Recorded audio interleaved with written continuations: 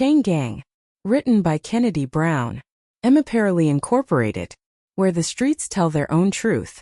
Meet the characters. Loraine Wilson. She left her babies, her bills, and her good sense in Greer, and came back expecting a parade. Loraine Wilson is a woman in her late 50s with the audacity of a 25-year-old influencer, and the accountability of a house cat. For 10 years she traded South Carolina for New York City, following a musician boyfriend who, as it turns out, was less interested in being with Loraine and more interested in being her. When the man sat Loraine down and broke the news, she suddenly understood every single thing that had confused her about their relationship. He handed her $2,000, she took every dime, called Nelsha from the airport, and performed a one-woman show of screaming, fainting, and crying so convincing that Nelsha Cash apped her enough for a first-class one-way ticket home. Loraine flew coach, pocketed the $800 difference, stepped off the plane in Greer looking like a whole vision, new lace front, new shoes, new attitude. She told herself she was done with foolish men. She lasted until she got an iPad. Loraine is glamorous, infuriating, and somewhere underneath all of it, a woman who knows she missed something she can never get back. She loves her children fiercely in the way only someone carrying guilt can, loudly, lavishly, and slightly too late. I didn't abandon my children. I was finding myself. It just took a whole decade. Nelsha, the sister who stayed. She raised your kids, buried her husband, and kept the lights on. She is done. Nelsha is Loraine's younger sister, and the quiet backbone of this entire story. When Loraine left for New York, Nelsha and her late husband stepped up and became legal guardians to Jirowi and Tootsie. Then her husband died, and Nelsha kept right on going, raising 2 children, holding down a household, and shelving her own life for 10 solid years. Nelsha is warm, capable, sharp as a tack, and thoroughly exhausted. She loves her sister the way you love someone who keeps letting you down, with conditions, with memory, and with a door that absolutely locks from the inside. When Loraine drags a newly paroled man into Nelsha's house without asking, Nelsha puts both of them out without a single second of hesitation. That she eventually lets Loraine back in is not weakness. It is the particular kind of love that no longer has the energy to stay angry. I didn't sign up to be anybody's everything, but here I am. Still here. Jirowi, Loraine's son. He got a job, cooked breakfast, and gave his mama an iPad. Bless his heart. Jirowi is a teenage boy who grew up under Nelsha's roof, and somehow turned into exactly the kind of young man who wakes up before everyone else to make a big breakfast. He works a part-time job. He saves his money.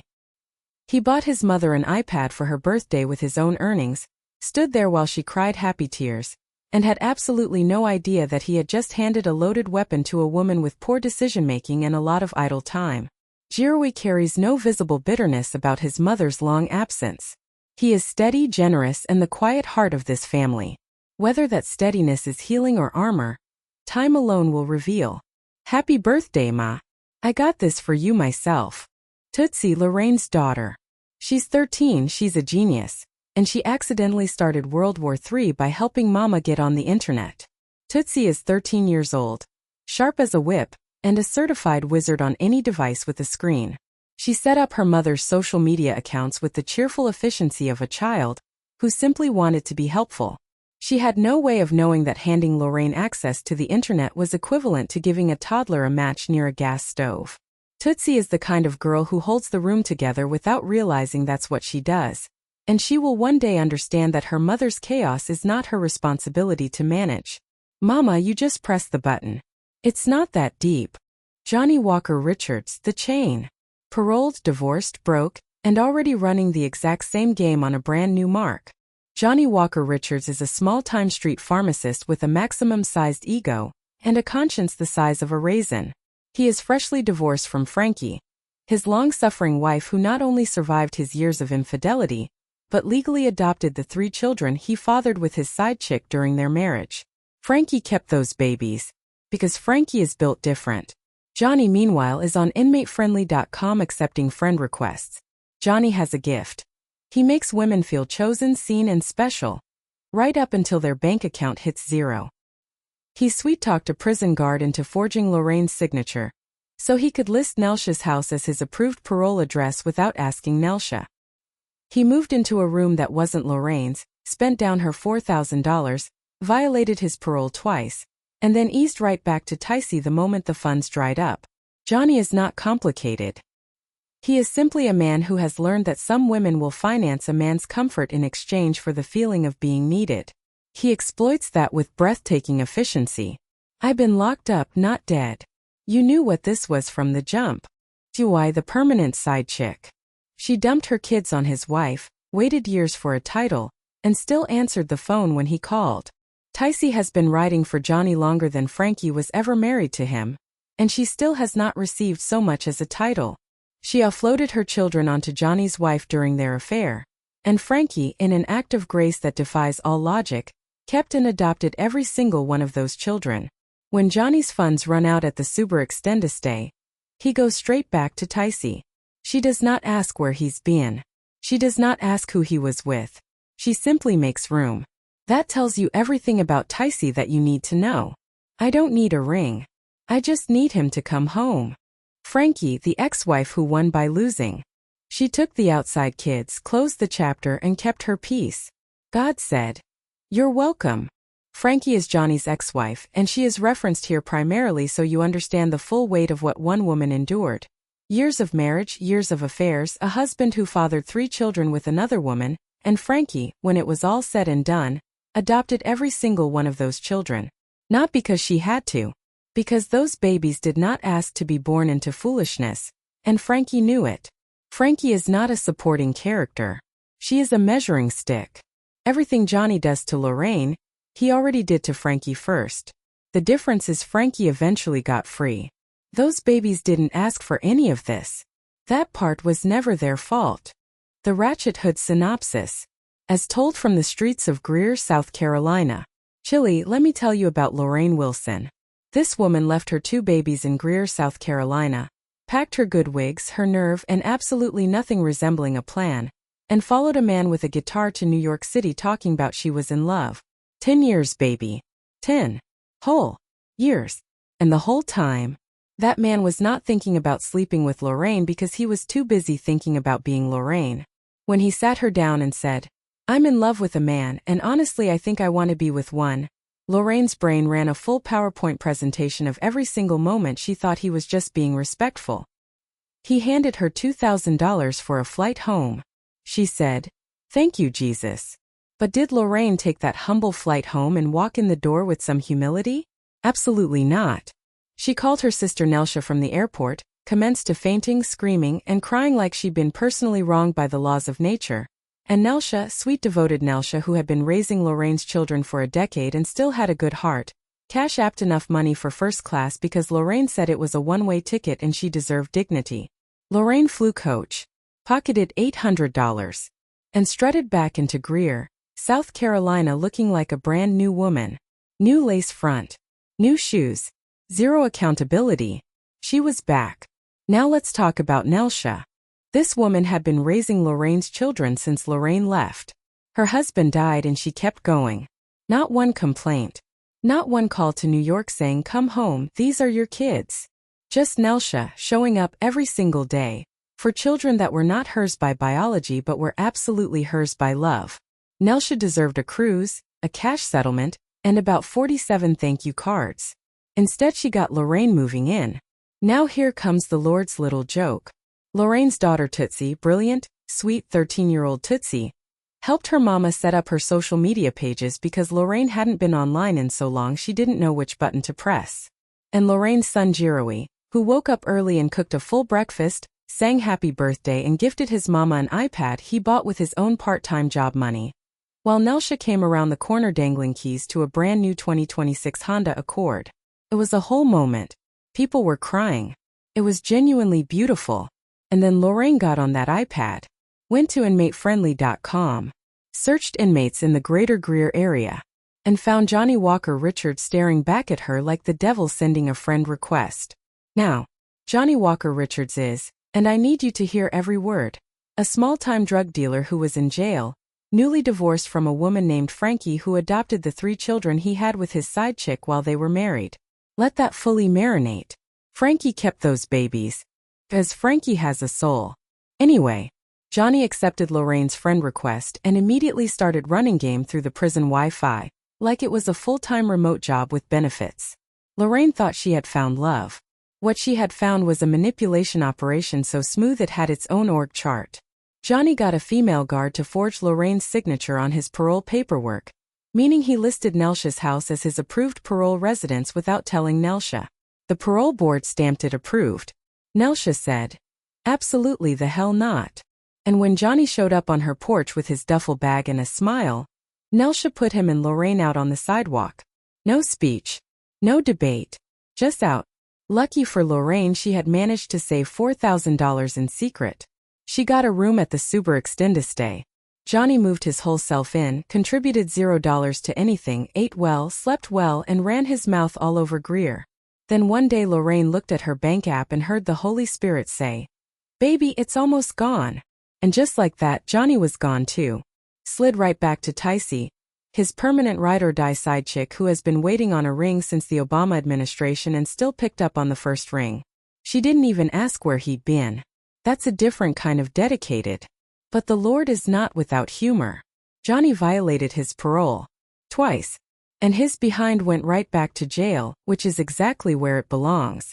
And as fate would have it, there are plenty of women scrolling InmateFriendly.com with a brand new iPad, a savings account, and a desperate need to feel chosen, women who will pay top dollar to keep a man, even a man who is locked up still manipulating and only calling collect. Hint. Loraine. On one drink or not drink at all. This is where Zinnia comes in. She doesn't drink, she doesn't smoke, she has been married to the same man for 36 years, so she doesn't flirt or flirt back with the fine as hell men come up at the bar trying to holla at her. She doesn't do anything she is supposed to do. Zinnia. Girl, he really wanted to talk to you. Natalie Nicole said. Child, please. No thanks. I will stay married. Plus that boy looks to be no older than 23. And don't say get his number for your daughter, maybe they will work out, because not gonna happen with Suarez. Dude is an opportunist fake-ass day trader. Meaning while his in-house older girlfriend is keeping him up, he better go play in someone else's Pokemon world. She said, reminding me why Natalie Nicole, Nikki Lisa and I invite her to hang out with us. She knows this, but she and her husband Michael are empty nesters, one daughter married, and twin boys in their junior year at Benedict University, and Michael is forever encouraging us to scoop her up. And it's crazy that the man can only get a moment's peace because the girls and I only spend 2 hours with her. Poor Michael must go through. Girl, you are only gonna be talking, damn. How do you know what Michael does when he hangs out with the boys at Godiva's bar? My drunk ass said. Whatever. Why don't one of you talk to him? I will get him back over here and I will also call the waiter and eat a bit so your hungry asses can have those leftovers too. I swear I don't know why I even brought my ass out with y'all. She sneered. Right then and there we all assured her no one wanted any man she ever had, meaning Michael, but her snarky attitude made me want to secretly go after Suarez. And I did. Forget the age difference, he and I became Facebook friends via my request. We spoke over the phone every day for 2 months. When he finally asked me to go Pawleys Island, South Carolina, I accepted the invitation and glad I did. I felt like queen for the weekend, but since Suarez is much younger than I am, queen mother. He took me shopping and took me to restaurants that I couldn't even imagine existing. We went to 2 different nightclubs, and Suarez was very proud to have me on his arm. Not to toot my own horn, but I looked 20 years younger than my then 55 years, and hell I was still 3 years younger than Tonda, and he was living with her. And that didn't bother me. Hell, I know it was her money that was funding this little getaway. Hell, I was thinking of how much of her money I was going to be spending now that Suarez was my sneaky link. When we got back to Greer, he dropped me off at home around 6:45 that Monday morning. I tiptoed in the house since it was Labor Day. I knew my sister and my kids would be sleeping in, and I didn't want to wake them. I wanted to crawl into my own bed and sleep. Goodness knows not much sleep happened during my time with Suarez. But as soon as I got into the house, my sister, Nelsha, was up bright-eyed and bushy-tailed and being hella nosy. Oh, so you are back from your globe-trotting? She asked. Globe-trotting? You mean romantic weekend? I set the bags filled with the clothing necklace Suarez had bought for me. And he must have money. These are expensive items. She marveled. Which is why this is yours, I said, referring to a 2-piece turquoise summer skirt and blouse. Nelsha hugged me and thanked me. But Loraine, don't put too much faith in this guy. He seems like a charmer. I know you are glowing now, but I mean, why did he need to take you out of town to have a first date? She asked. Well, he has a woman that he lives with, and she is the cash cow. And yeah, I'm gonna milk her through Suarez. Hell, I think we need a new living room set. I laughed. She didn't. That boy is looking for a bigger payday. Meaning until he finds a sugar mama with more money than the one he is with. And you work a typical 9 to 5. She replied. Whatever, baby sis. I am too sleepy to care. When I wake up, I promise to let you finish trying to rain on my parade. I took my ass to bed and slept until 7:30 p.m. I decided to call Suarez after I was sure he had tried to call me. But I look at my phone and no missed calls, so I figured he must be sleeping and Tonda was probably sitting her old ass there watching him sleep, so I decided to wait until the next day to reach out. His phone rang 6 times before going to voicemail. That was Tuesday. He didn't answer the phone, but when I didn't hear from him Wednesday either. I called Thursday and he answered as if he was annoyed. Yeah, Loraine. He sighed. Well, damn. Who pissed on your blueberry muffin? I said, referring to the brunch we attended Saturday morning. Loraine. You kept calling me while Tonda was right beside me in bed. That hurt, but not because I had feelings for Suarez, but because I wasn't trying to ruin their relationship. But at the same time, I had been spending Tonda's money in my head. I was only trying to check on you and to thank you again for the great weekend getaway. Looking forward to hanging out again. I cooed. I don't know about that right now. I need to do a few errands for the next couple of months, and Tonda is gonna go with me. He said. No, Suarez, what is the real problem? I huffed. Loraine? You really want to know what's wrong? What did we do? He sneered. We had a great time. I answered, it was marvelous and I appreciate it. That's because I paid for everything. You dragged me into 4 different boutiques, picked out 2 damn months of clothing like you were gonna pay for it, then turned to me when the cashier said $2017.40. You didn't even have the 40 cent, let alone $2017. He snapped. What? You gotta be kidding me? You are pissed that your flashy ass had to buy those items? Damn, I never would have gone had I known I was gonna go to bed with a man who turns back into a boy once we got back in town. Bottom line is, you are too old to go out of town with no money at all. Suppose something went wrong. You wouldn't even have had money if I had a situation come up. Bottom line, I can't deal with a woman who doesn't have money. I didn't feel right spending Tonda's money on you. So yeah, guilt of misappropriate funding is making me spend more time with my woman Tonda. He tersed. So you are trying to ghost me because my money isn't up? I have 2 children to raise and provide for. I said. No, you don't. I heard it was your sister and her late husband has custody of your kids. Because you always ran after different men. And when the last one didn't work out, you moved into your sister's house and planted your ass there. Even as we speak, you are still living with your sister and have yet to get your own home or regain custody of your kids, which not only makes you broke, but you are a deadbeat parent and homeless. Get the hell on, Loraine, he said before hanging up. I was pissed. What he was truly telling me was I wasn't good enough for him, but I wondered how he knew my business, especially since Nelsha is the only one who knows about Suarez and I knew for a fact it wasn't her. She didn't approve of him at all. I wrecked my mind, and when it came clear, I knew it had to be Zinnia. I got into my car and drove straight to Zinnia's house. I saw her and Michael were just getting home, and as soon as they got out of the car I ran up. Ho, you want to tell people my damn business? I snapped. Michael looked at Zinnia. Zinnia said, have you lost your damn mind? Who the hell would I tell your business to when every damn body in Greer knows your business? She sneered. Liar. I thought you were so happily married. Michael, ask your wife who Suarez is and how she tried to act like she didn't want him. And I have reason to believe through her pillow talk she told my business to young drug dealer. I shouted. Look, Loraine, you need to leave our house. Zinnia has been on bed rest, in fact since the hysterectomy 2 months ago. About a week after you all went to the bar for ladies' night, Michael said. Plus, Loraine, I never had any interactions with that boy. I have a son his age. Even if I weren't married, I damn sure wouldn't date him. You get drunk and run your mouth loud as hell saying shit about custody of your kids, living with your sister. Did it ever occur to you that someone at the bar could have told him, but he was there the night you were loudly venting? And before you say another word, you know Natalie, Nicole, and Nikki Lisa didn't say anything either. Zinnia added. Michael, I apologize for coming here the way I did. Zinnia, you are lying. Michael, your wife is taking bonus sex. You might want to get that coochie checked for STDs. I said, although I knew in my heart Zinnia didn't tell Suarez anything. He just didn't want to deal with me if I had money, and my bank account displayed a big round zero smiling at my broke ass. I walked back to my car. As I was walking, I heard Michael say to Zinnia, "Zin, that bitch has got to get herself someone else to be her designated driver." Hell, I don't know much about her, but I heard the same thing coming from her mouth one day while I was at Burger King. I just got into my car and thought to myself I needed a drink. Too bad I had just lost my designated driver. Nelsha. Sister, somebody. A few weeks have passed since Loraine got ghosted.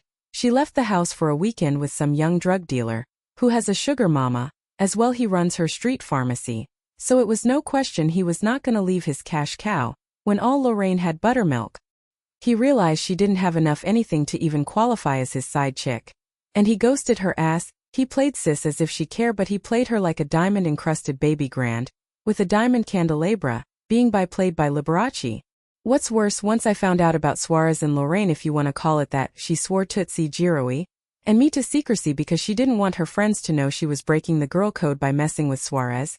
Once she realized Zinnia wasn't thinking of any man other than her husband Michael, she slid into Suarez DMs. What she failed to realize, he had no intention of keeping her around, and truth be told, although he may have been a bit smitten on Zinnia, he would have done her the same way. She and her husband had a little bit of money, and Zinnia would hold on to $1 until George Washington grinned. So yeah, had she been gullible, he would have treated her the same way. And now Loraine, Natalie Nicole, and a chick named Sharelle who had just moved down the block from us. In fact, Sharelle actually grew up next door to our family. It had been ages since I saw her. However, I do remember that Loraine and I didn't like her. She grew up and married some guy who is in the armed forces, who seems content on fighting on the battlefield in comparison to being home with her. And who is to blame him? To be honest, she is a rare bitch. You know, the kind whose shit is extra. That would be Sharelle Thompson Cox, just like her sister Jacinta. Get a man with a bit of money, let them tell it, but I am happy for them. Never been the jealous type. I have never tried to be like the Joneses or the Kardashians. Hey Nels, when did you get home? Loraine said, trying to hide the fact she was nearly drunk. Yep. I see happy hour has started later than 5 p.m. I sneered. Girl, it's always 5 p.m. when drinking moat, courtesy of Sharelle. Natalie Nicole slurred. Y'all hoes are lucky. Rich husbands, and I can't even find a broke one. Hell, even Zinnia has a man and she is lame as hell. Guess she was smart to grab onto the one man who ever noticed her. My sister said, so envious her skin nearly turned Grinch green. Suarez was nearly drooling over her. But she paid him no mind, boy is fine as hell. Natalie Nicole laughed. I looked at Loraine and noticed her jaw tense up. Child, please. You know you creeping with that boy. Sharelle laughed, but who can blame you, because Jermaine can't be that exciting. Sharelle said, drunk as a skunk. Loraine looked at Natalie Nicole and said, Natalie Nicole wouldn't cheat on Jermaine. He is her walking ATM. She tried to laugh. She was also waiting for Natalie Nicole to correct Sharelle. Sharelle, you talk too damn much. That's why your husband would rather stay on the military joustings than come home to you. Natalie Nicole laughed. Whoa, you slept with Suarez? Loraine whispered. Wow. She is still sleeping with him, and that boy Jamal. She told me so when she had to borrow $70 from me to pay her electric bill because she had withdrawn Jermaine's take-home pay and gave it to Suarez. Sharelle spewed. First of all, Sharelle Thompson, don't know if your last name is still Cox. I am not sleeping with Suarez. He is Jamal's cousin, and as for giving him money, he is supposed to be doing some landscaping for me. Natalie Nicole huffed, but I didn't believe her. And I doubt Loraine did either, but to save face she pretended to believe her.